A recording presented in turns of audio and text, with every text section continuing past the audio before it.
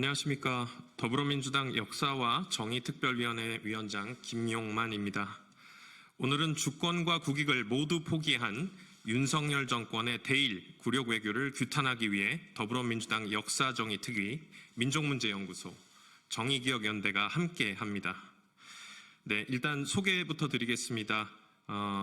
지금 역사정의특위 공동위원장을 함께 맡고 계신 이준식 전 독립기념관장님 오셨습니다.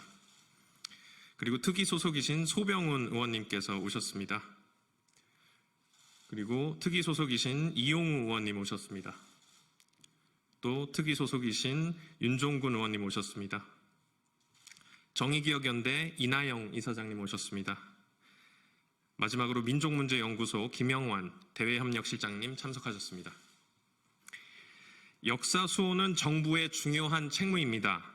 역사를 바로 세우지 못하면 피해를 보는 것은 결국 국민이라는 것을 우리는 윤석열 정권을 통해 똑똑히 목격하고 있습니다. 역사는 주권과 국익의 문제이기 때문입니다. 현 정부의 눈물겨운 일본 변호로 우리는 많은 것을 벌써 잃었습니다. 윤석열 대통령이 말한 대로 우리가 물컵의 절반을 채우면 일본이 나머지 절반을 보탤 것이라고 얘기했습니다. 그런데 일본은 어떻습니까? 그 물컵에다가 침을 뱉고 후쿠시마 오염수로 채웠습니다. 위안부와 강제동원 부정, 사도광산 유네스코 등재 등 이런 기가 막힌 사실을 목도해야만 했습니다. 이런 굴욕도 모자라 우리 정부는 유엔이라는 국제 무대에서 일본의 위안부 부정에도 아무 말도 하지 않았습니다. 또 역사 왜곡 교과서를 펴내고 뉴라이트 인사를 요직에 임명해 우리 헌법 정신도 흔들고 있습니다. 이대로는 안 됩니다. 윤석열 정권의 대일 굴욕 외교를 규탄하며 현 정부의 외교 방향을 전환시키고자 함께 힘을 모았습니다. 먼저 기자회견문을 낭독하도록 하겠고 이어서 민족문제연구소의 자유발언까지 이어서 진행하도록 하겠습니다.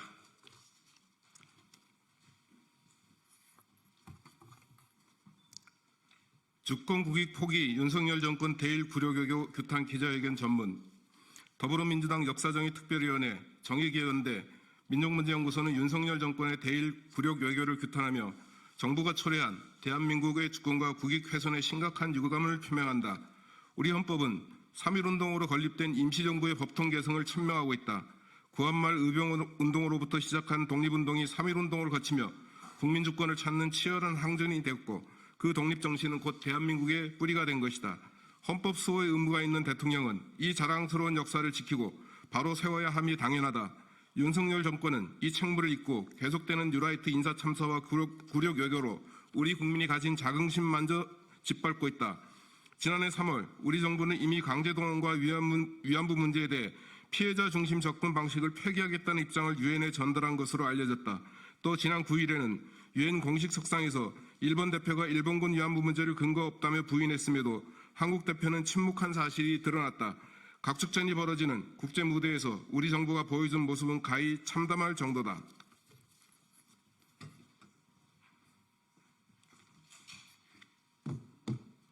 우리 외교부는 2015년 한일 위안부 합의를 이유로 들었다. 한일 정부가 위안부 문제에 대해 서로 비난하지 않기로 했다고 한다. 그야말로 눈 가리고 아웅하는 것이다. 비난하는 것은 우리가 아니라 위안부 문제를 부정하는 일본 정부다. 작년 9월 유엔 인권이사회에서 진실, 정의, 배상 및 재발 방지 증진에 대한 특별 보고관이 일본군 위안부 피해자에 대한 구제가 미흡하며 2015 한일합의 개정 공고를 할 당시에도 한국 정부는 2015 한일합의가 양국 간 공식 합의라는 둥 망언을 일삼았다. 역사 왜곡의 고통의 시간을 보냈을 위안부 할머니들을 비난하고 있는 것이나 다름없다. 우리 정부가 침묵할 것이 아니라 당연히 발벗고 나서야 할 일이다. 2017년 정부의 한일 위안부 피해자 문제 합의 검토 TF가 발간한 보고서에도 보편적 인권 문제, 역사적 교훈으로 위안부 문제를 다루는 걸 제약하는 것은 아니다라고 적시한 바 있다. 그럼에도 불구하고 윤석열 정부는 위안부를 부정하는 일본에 힘을 실어주고 있는 형국이다. 각국에 설치된 소녀상 철거를 위해 일본의 전방위적 로비가 계속되고 있음에도 윤석열 정부는 무대응으로 일관하고 있다. 민주당 의원들과 시민사회가 정부를 대신해 베를린을 방문하는 등 적극적인 노력을 기울였음에도 결국 평화를 사랑하는 도시 베를린 소녀상은 철거 위기에 놓였다. 정부의 무대책이 벌인 참사다.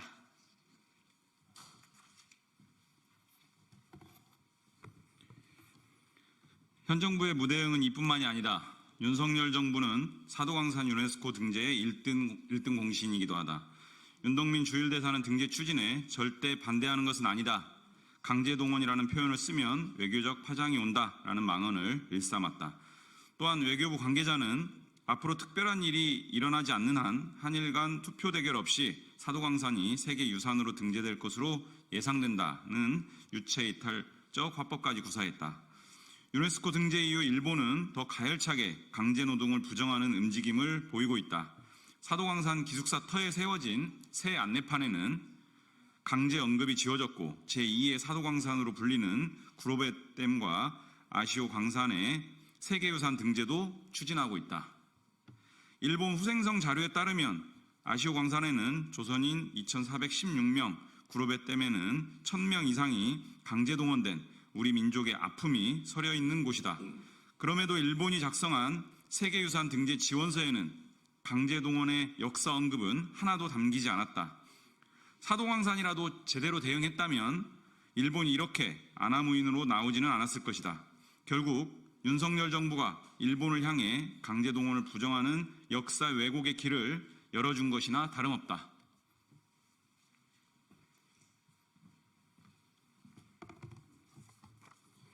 일본의 역사 왜곡에 맞서 온갖 노력을 해도 모자란데 윤석열 정부는 미래 세대에게마저 왜곡된 역사를 물려주려 한다. 통과한 역사 왜곡 교과서는 무려 338건의 오류가 발견됐고 현 교육부 장관이 저작자로 참여하는 등 불법의 소지가 있음에도 검정을 통과시킨 바 있다. 해당 교과서의 저자는 일제강점기에 들어서 조선 정부의 착취와 수탈이 제한되기 시작했다는 망언을 일삼았다. 그런데도 윤석열 정부의 교육부는 이런 총체적 부실 교과서를 기어코 학생들의 책상에 올려놓으려 한다. 대한민국의 주권과 국익, 그 이상을 다 내어주는 윤석열 대통령의 눈물겨운 일본 변호는 이제 손에 꼽을 수도 없을 정도다. 대통령 곁에 있는 자들이 그 원흉이다. 중요한 것은 일본의 마음, 유사시 자유대 한반도 개입 허용, 국기에 대한 경례도 하지 않는 김태효 실장이 대표적 인물이다. 그 외에도 역사를 짓밟는 망언을 일삼는 국무위원들과 각 요직을 꿰찬 밀정에 가까운 인물들은 독도를 지우고 독립운동의 역사를 부정하는 등 서슴없이 대한민국의 정체성을 흔들고 있다.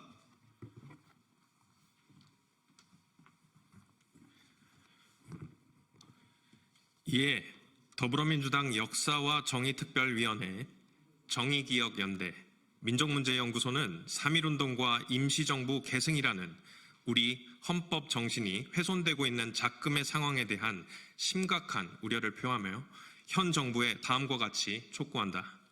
첫째, 위안부와 강제동원 문제 해결에 있어 역대 정부가 유지해온 피해자 중심주의 접근 방식으로 회귀할 것과 윤석열 대통령이 이용수 할머니에게 약속한 대로 위안부 문제에 대한 일본의 진심 어린 사과를 받아내고 사법부 판결의 즉각 이행을 촉구한다.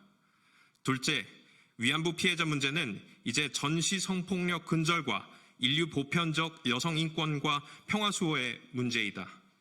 유엔의 모든 인권 기구와 세계 여러 나라에서 매년 위안부 피해자 문제 해결을 요구하는 결의가 채택되고 있는 만큼 우리 정부도 위안부 피해자 기록물에 대한 유네스코 등재 노력에 나설 것을 촉구한다. 셋째, 사도광산 유네스코 등재와 관련해 일본이 스스로 약속한 후속 조치를 성실히 이행하기 전까지는 일본의 사도광산 세계유산 등재 추진 철회를 우리 정부가 일본 정부에 강력히 요구할 것과 아시오 광산과 구로베댐 유네스코 등재에 적극 대응할 것을 촉구한다.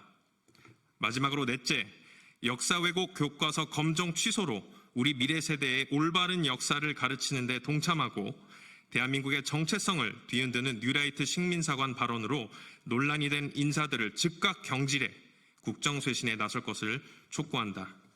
2024년 10월 29일 더불어민주당 역사정의특별위원회 이준식, 추미애, 이하경, 소병훈, 김정호, 유기홍, 임호선, 김준혁, 이수진, 문진석, 전용기, 이용우, 이재강, 윤종군, 백승아, 김용만, 그리고 정의기억연대 민족문제연구소 일동.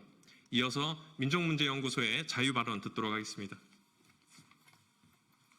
네, 민족문제연구소 대협력수장 김영환입니다. 지금 문제가 되고 있는 그 사도광산에 등재되고 나서 사도광산에 6.6평의 골방에 한국 노동자들의 강제노동 노동자 전시가 되어 있다고 이 정부는 설명을 했습니다. 거기에 명확히 적혀 있습니다. 구 한반도, 조선반도 출신 노동자 이렇게 되어 있습니다. 이것은 이 말은 어디서 나왔느냐?